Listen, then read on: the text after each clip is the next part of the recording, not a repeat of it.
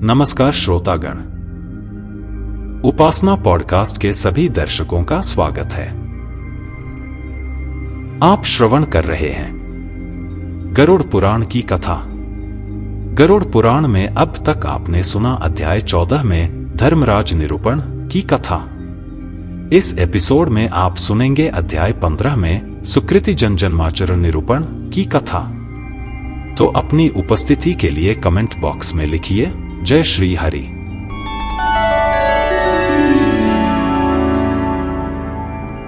पंद्रहवां अध्याय सुकृति जन्माचरण निरूपण।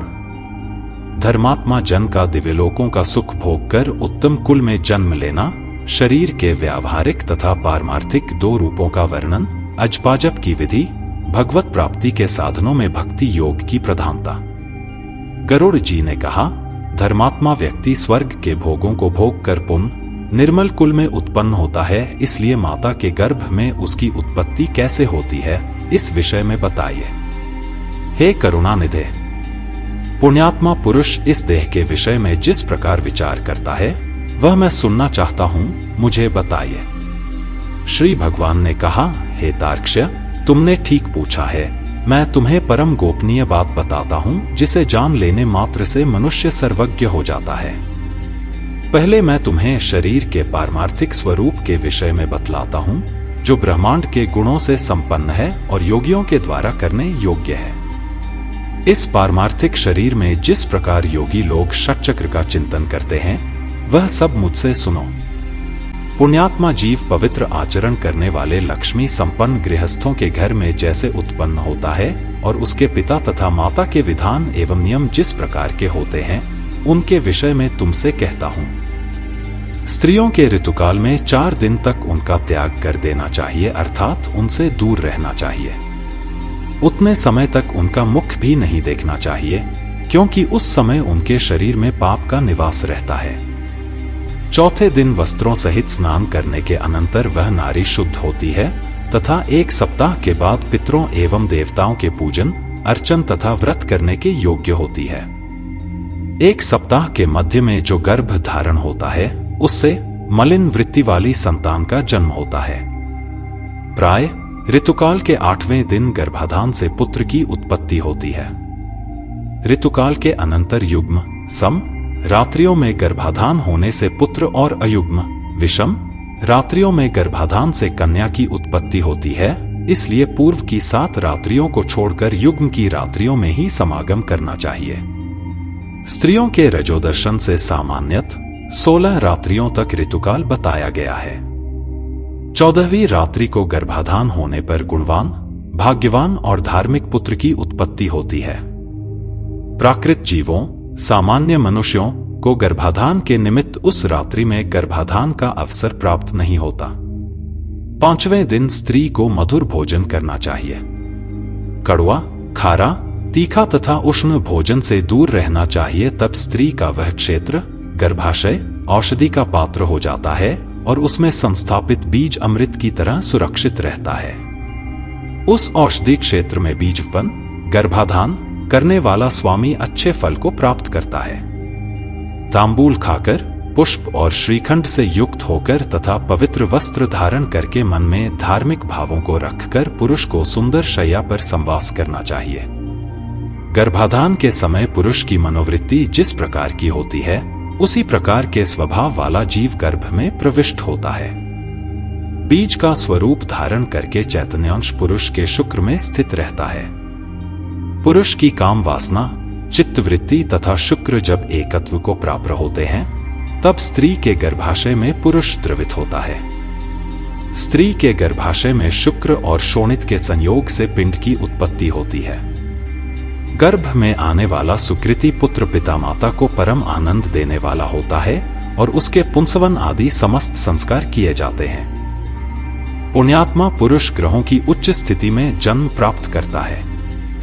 से पुत्र की उत्पत्ति के समय ब्राह्मण बहुत सारा धन प्राप्त करते हैं। वह पुत्र विद्या और विनय से संपन्न होकर पिता के घर में बढ़ता है और सत्पुरुषों के संसर्ग में सभी शास्त्रों में पांडित्य संपन्न हो जाता है। वह तरुणावस्था में दिव्य अंगना आदि का योग प्राप्त करता है और दानशील तथा धनी होता है। पूर्व में किए हुए तपस्या, तीर्थ सेवन आदि महापुण्यों के फल का उदय होने पर वह नित्य आत्मा और अनात्मा अर्थात परमात्मा और उससे भिन्न पदार्थों के विषय में विचार करने लगता है, जिससे उसे यह बोध होता है कि सांसारिक मनुष्य भ्रमवश रस्सी में सर्प के आरोप की भांति वस्तु अर्थात सच्चिदानंद ब्रह्मा में अवस्तु अर्थात अज्ञानादि जगत प्रपंच का अध्यारोप करता है। तब अपवाद अर्थात मिथ्या ज्ञान या ब्रह्मज्ञान के निराकरण से रस्सी में सर्प की भ्रांति के निराकरण पूर्वक रस्सी की वास्तविकता के ज्ञान के समान ब्रह्मरूपी सत्य वस्तु में अज्ञानादि जगत प्रपंच की मिथ्या प्रतीति के दूर हो जाने पर और ब्रह्मरूप सत्य वस्तु का सम्यक ज्ञान हो जाने पर वह उसी सच्चिदानंद ब्रह्मा का चिंतन करने लगता है। सांसारिक पदार्थ रूप असत या अनात्म पदार्थों से अन्वित या संबद्ध होने वाले इस ब्रह्मा के संग्रहित शुद्ध स्वरूप के सम्यक बोध के लिए मैं तुम्हें इसके साथ अन्वित या संबद्ध प्रतीत होने वाली पृथ्वी आदि अनात्म वर्ग के अर्थात पंचभूतों आदि के गुणों को बतलाता हूँ। पृथ्वी, जल, अग्नि, वायु तथा आकाश ये 5 स्थूलभूत कहे जाते हैं। यह शरीर इन्हीं 5 भूतों से बनता है, इसलिए 5 भौतिक कहलाता है। हे खगेश्वर, त्वचा, हड्डियां, नाड़ियां, रोम तथा मांस ये 5 भूमि के गुण हैं, यह मैंने तुम्हें बतलाया है। लार, मूत्र, वीर्य, मज्जा तथा 5वां रक्त ये 5 जल के गुण कहे गए हैं। अब तेज के गुणों को सुनो। हे तार्क्ष्य, योगियों के द्वारा सर्वत्र क्षुधा, तृषा, आलस्य, निद्रा और कांति ये 5 गुण तेज के कहे गए हैं। सिकुड़ना, दौड़ना, लांघना, फैलाना तथा चेष्टा करना ये 5 गुण वायु के कहे गए हैं। घोष, शब्द, छिद्र, गांभीर्य, श्रवण और सर्व संश्रय समस्त तत्वों को आश्रय प्रदान करना ये 5 गुण तुम्हें प्रयत्न पूर्वक आकाश के जानने चाहिए। पूर्व जन्म के कर्मों से अधिवासित मन, बुद्धि, अहंकार और चित्त यह अंत करंचतुष्टय कहा जाता है। श्रोत्र, कान, त्वक, जिह्वा, चक्षु, नेत्र, नासिका ये ज्ञानेंद्रियां हैं तथा वाक, हाथ, पैर, गुदा और उपस्थ ये कर्मेंद्रियां हैं। दिशा, वायु, सूर्य, प्रचेता और अश्विनी कुमार ये ज्ञानेंद्रियों के तथा वहनी, इंद्र, विष्णु, मित्र तथा प्रजापति ये कर्मेंद्रियों के देवता कहे गए हैं। देह के मध्य में इड़ा, पिंगला, सुषुम्ना, गांधारी, गज्जिह्वा, पूषा, यशस्विनी, अलंबुषा, कुहू और शंखिनी ये 10 प्रधान नाड़ियां स्थित हैं। प्राण, अपान, समान, उदान तथा व्यान, नाग, कूर्म, कृकल, देवदत्त और धनंजय ये 10 वायु हैं। हृदय में प्राणु वायु, गुदा में अपान वायु, नाभिमंडल में समान वायु, कंठ देश में उदान वायु और संपूर्ण शरीर में व्यान वायु व्याप्त रहती है। उद्गार, डकार या वमन नागवायु हेतु है, जिसके द्वारा उन्मीलन होता है, वह कूर्म वायु कहा जाता है। कृकल नामक वायु क्षुधा, भूख को उद्दीप्त करता है। देवदत्त नामक वायु जंभाई कराता है। सर्वव्यापी धनंजय वायु मृत्यु के पश्चात भी मृत शरीर को नहीं छोड़ता। ग्रास के रूप में खाया गया अन्न सभी प्राणियों के शरीर को पुष्ट करता है। उस पुष्टिकारक अन्न के सारांशभूत रस को व्यान नाम का वायु शरीर की सभी नाड़ियों में पहुंचाता है। उस वायु के द्वारा भुक्त आहार 2 भागों में विभक्त कर दिया जाता है। गुदा भाग में प्रविष्ट होकर सम्यक रूप से अन्न और जल को पृथक पृथक करके अग्नि के ऊपर जल और जल के ऊपर अन्न को करके अग्नि के नीचे वह प्राण वायु स्वतः स्थित होकर उस अग्नि को धीरे धीरे धौंकता है। उसके द्वारा धौंके जाने पर अग्नि किट, मल और रस को पृथक पृथक कर देता है। तब वह व्यान वायु उस रस को संपूर्ण शरीर में पहुंचाता है। शरीर से पृथक किया गया किट, मल शरीर के कर्ण, नासिका आदि 12 छिद्रों से बाहर निकलता है। कान, आंख, नासिका, जिह्वा, नख, गुदा, गुप्तांग तथा शिराएं और समस्त शरीर में स्थित छिद्र एवं लोम ये 12 मल के निवास स्थान हैं। जैसे सूर्य से प्रकाश प्राप्त करके प्राणी अपने अपने कर्मों में प्रवृत्त होते हैं, उसी प्रकार चैतन्यांश से सत्ता प्राप्त करके ये सभी वायु अपने अपने कर्म में प्रवृत्त होते हैं। हे खग, अब नरदेह के दो रूपों के विषय में सुनो, एक व्यवहारिक तथा दूसरा पारमार्थिक है। हे विंतासुत, व्यवहारिक शरीर में 3.5 करोड़ रोम, 7 लाख केश, 20 नख तथा 32 दांत सामान्यत बताए गए हैं। इस शरीर में 1000 पल मांस, 100 पल रक्त, 10 पल मेदा, 70 पल त्वचा, 12 पल मज्जा और 3 पल महारक्त होता है। पुरुष के शरीर में 2 कुर्व शुक्र और स्त्री के शरीर में 1 कुर्व शोणित रज होता है। संपूर्ण शरीर में 360 हड्डियां कही गई हैं। शरीर में स्थूल और सूक्ष्म रूप से करोड़ों नाड़ियां हैं। इसमें 50 पल पित्त और उसका आधा अर्थात 25 पल श्लेष्मा कफ बताया गया है। सदा होने वाले विष्ठा और मूत्र का प्रमाण निश्चित नहीं किया गया है। व्यवहारिक शरीर इन उपर्युक्त गुणों से युक्त है।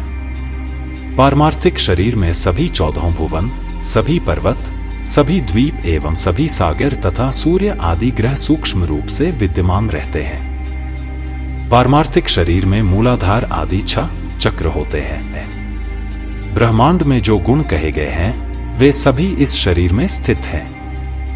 योगियों के धारणास्पद उन गुणों को मैं बताता हूं जिनकी भावना करने से जीव विराट स्वरूप का भागी हो जाता है। पैर के तलवे में तल्लोक तथा पैर के ऊपर वितल्लोक जानना चाहिए। इसी प्रकार जानों में सुतल्लोक और जांघों में महातल लोक जानना चाहिए। शक्ति के मूल में तलातल, गुह्य स्थान में रसातल, कटि प्रदेश में पाताल, इस प्रकार पैरों के तलवों से लेकर कटि पर्यंत 7 अधोलोक कहे गए हैं। नाभि के मध्य में भूलोक, नाभि के ऊपर भुवलोक, हृदय में स्वलोक, कंठ में महलोक, मुख में जनलोक, ललाट में तपोलोक और ब्रह्मरंध्र में सत्यलोक स्थित है। इस प्रकार 14 लोक पारमार्थिक शरीर में स्थित हैं। त्रिकोण के मध्य में मेरु, अध कोण में मंदर, दाहिने कोण में कैलाश, वाम कोण में हिमाचल, ऊर्ध्व रेखा में निषद, दाहिनी ओर की रेखा में गंधमादन तथा बाईं ओर की रेखा में रमणाचल नामक पर्वत स्थित है। ये 7 कुल पर्वत इस पारमार्थिक शरीर में है। अस्थि में जम्बूद्वीप, मज्जा में शाकद्वीप, मांस में कुशद्वीप, शिराओं में क्रौंच द्वीप, त्वचा में शाल्मली द्वीप, रोम समूह में गोमेद द्वीप और नख में पुष्कर द्वीप की स्थिति जाननी चाहिए।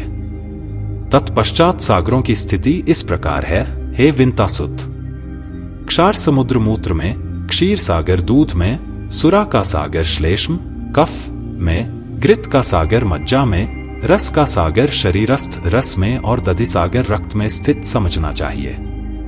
स्वादुदक सागर को लंबिका स्थान, कंठ के लटकते हुए भाग अथवा उपजिह्वा या काकल में समझना चाहिए। नाद चक्र में सूर्य, बिंदु चक्र में चंद्रमा, नेत्रों में मंगल और हृदय में बुध को स्थित समझना चाहिए।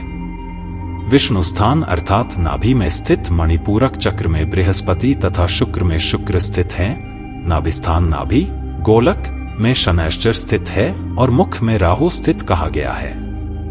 वायु स्थान में केतु स्थित है। इस प्रकार समस्त ग्रहमंडल इस पारमार्थिक शरीर में विद्यमान है। इस प्रकार अपने इस शरीर में समस्त ब्रह्मांड का चिंतन करना चाहिए। प्रभात काल में सदा पद्मासन में स्थित होकर षटचक्रों का चिंतन करें और यथोक्त क्रम से अजपा जप करें। अजपा नाम की गायत्री मुनियों को मोक्ष देने वाली है। इसके संकल्प मात्र से मनुष्य सभी पापों से मुक्त हो जाता है। हे तार्क्ष्य, सुनो, मैं तुम्हें अजपाजप का उत्तम क्रम बताता हूं जिसको सर्वदा करने से जीव जीव भाव से मुक्त हो जाता है। मूलाधार, स्वाधिष्ठान, मणिपूरक, अनाहत, विशुद्ध तथा आज्ञा, इन्हें षटचक्र कहा जाता है। इन चक्रों का क्रमश मूलाधार गुदा प्रदेश के ऊपर में, लिंग देश में, नाभि में, हृदय में, कंठ में, भौहों के मध्य में तथा ब्रह्मरंध्र सहस्त्रार में चिंतन करना चाहिए। मूलाधार चक्र चतुर्दलाकार, अग्नि के समान और व से स पर्यंत वर्णों व श श स का आश्रय स्थान है। स्वाधिष्ठान चक्र सूर्य के समान दीप्तिमान, ब से लेकर ल पर्यंत वर्णों ब भ म य र ल का आश्रय स्थान और षड्दलाकार है। मणिपूरक चक्र रक्तिम आभा वाला, दशदलाकार और ड से लेकर फ पर्यंत वर्णों ड र न त थ द ध न प फ का आधार है। अनाहत चक्र द्वादशलाकार स्वर्णिम आभा वाला तथा क से ठ पर्यंत वर्णों क ख ग घ च च ज झ न ट ठ से युक्त है। विशुद्ध चक्र षोडशलाकार 16 स्वरों अ आ इ उ उ रे रे लरे लरे ए ओ औ अम अ से युक्त कमल और चंद्रमा के समान कांति वाला होता है। आज्ञा चक्र हस इन दो अक्षरों से युक्त द्विदलाकार और रक्तिम वर्ण का है। उसके ऊपर ब्रह्मरंध्र में देदीप्यमान सहस्रदलकमला चक्र है, जो कि सदा सत्यमय, आनंदमय, शिवमय, ज्योतिर्मय और शाश्वत है। इन चक्रों में क्रमश गणेश, ब्रह्मा, विष्णु, शिव, जीवात्मा, गुरु तथा व्यापक पर ब्रह्म का चिंतन करना चाहिए। अर्थात मूलाधार चक्र में गणेश का, स्वाधिष्ठान चक्र में ब्रह्मा जी का, मणिपूरक चक्र में विष्णु का, अनाहत चक्र में शिव का, विशुद्ध चक्र में जीवात्मा का, आज्ञा चक्र में गुरु का और सहस्रार चक्र में सर्वव्यापी पर ब्रह्म का चिंतन करना चाहिए। विद्वानों ने एक दिन रात में 21,600 श्वासों की सूक्ष्मगति कही है। हम का उच्चारण करते हुए श्वास बाहर निकलता है और स की ध्वनि करते हुए अंदर प्रविष्ट होता है। इस प्रकार तात्विक रूप से जीव हंस हंस इस मंत्र से परमात्मा का निरंतर जप करता रहता है। जीव के द्वारा अहोरात्र में किए जाने वाले इस अजपा जप के 600 मंत्र गणेश के लिए, 6,000 ब्रह्मा के लिए, 6,000 विष्णु के लिए, 6,000 शिव के लिए, 1,000 जीवात्मा के लिए, 1,000 गुरु के लिए और 1,000 मंत्र जप चिदात्मा के लिए निवेदित करने चाहिए। श्रेष्ठ संप्रदाय वेत्ता अरुण आदि मुनि इन षटचक्रों में ब्रह्मयुग किरण के रूप में स्थित गणेश आदि देवताओं का चिंतन करते हैं। शुक्र आदि मुनि भी अपने शिष्यों को इनका उपदेश देते हैं। अतः महापुरुषों की प्रवृत्ति को ध्यान में रखकर विद्वानों को सदा इन चक्रों में देवताओं का ध्यान करना चाहिए। सभी चक्रों में अनन्य भाव से उन देवताओं की मानस पूजा करके गुरु के उपदेश के अनुसार अजपा गायत्री का जप करना चाहिए। इसके बाद ब्रह्मरंध्र में अधोमुख रूप में स्थित सहस्रदल कमल में हंस पर विराजमान वर तथा अभ्य मुद्रायुक्त दोनों हस्तकमलों की स्थिति वाले श्री गुरु का ध्यान करना चाहिए। गुरु चरणों से निकली हुई अमृतमयी धारा से अपने शरीर को प्रलाक्षित होता हुआ सा चिंतन करे, फिर पंचोपचार से पूजा करके स्तुति पूर्वक प्रणाम करना चाहिए। तदंतर कुंडली का ध्यान करना चाहिए, जो षटचक्रों में 3.5 वलय में स्थित है और आरोह तथा अवरोह के रूप में षटचक्र में संचरण करती है। तदंतर ब्रह्मरंध्र से बहिर्गत सुषुम्ना नामक धाम प्रकाश मार्ग का ध्यान करना चाहिए। उस मार्ग से जाने वाले पुरुष विष्णु के परम पद को प्राप्त करते हैं। इसके अनंतर ब्रह्मा मुहूर्त में मेरे द्वारा चिंतित आनंद स्वरूप स्वप्रकाश सनातन रूप का सदा ध्यान करना चाहिए। इस प्रकार गुरु के उपदेश से मन को निश्चल बनाए, अपने प्रयत्न से सा नहीं करें, क्योंकि गुरु के उपदेश के बिना साधक का पतन हो सकता है। इस प्रकार अंतर्याग संपन्न करके बहिर्याग का अनुष्ठान करना चाहिए। स्नान तथा संध्या आदि कर्मों को करके विष्णु और शिव की पूजा करनी चाहिए। देह का अभिमान रखने वाले अर्थात 5 भौतिक शरीर को ही अपना शरीर समझने वाले व्यक्तियों की वृत्ति अंतर्मुखी नहीं हो सकती। इसलिए उनके लिए सरलता पूर्वक की जा सकने वाली मेरी भक्ति ही मोक्ष साधिका हो सकती है। यद्यपि तपस्या और योग साधना आदि भी मोक्ष के मार्ग हैं, तो भी इस संसार चक्र में फंसे हुए व्यक्तियों के उद्धार के लिए मेरा भक्ति मार्ग ही समीचीन उपाय है। ब्रह्मा आदि देवों ने वेद और शास्त्र का पुनः विचार करके 3 बार यही सिद्धांत सुनिश्चित किया है। यज्ञादि सद्धर्म भी अंत करण की शुद्धि के हेतु हैं और इस शुद्धि के फलस्वरूप मेरी भक्ति प्राप्त होती है, जिसे प्राप्त करके व्यक्ति पुनः जन्म मरणादि दुखों से पीड़ित नहीं होता। हे तार्क्ष्य, जो सुकृति मनुष्य इस प्रकार का आचरण करता है, वह मेरी भक्ति के योग से सनातन मोक्ष पद प्राप्त करता है। इस प्रकार गरुड़ पुराण के अंतर्गत सारोद्धार में सुकृति जन जन्माचरण निरूपण नामक 15वां अध्याय पूरा हुआ।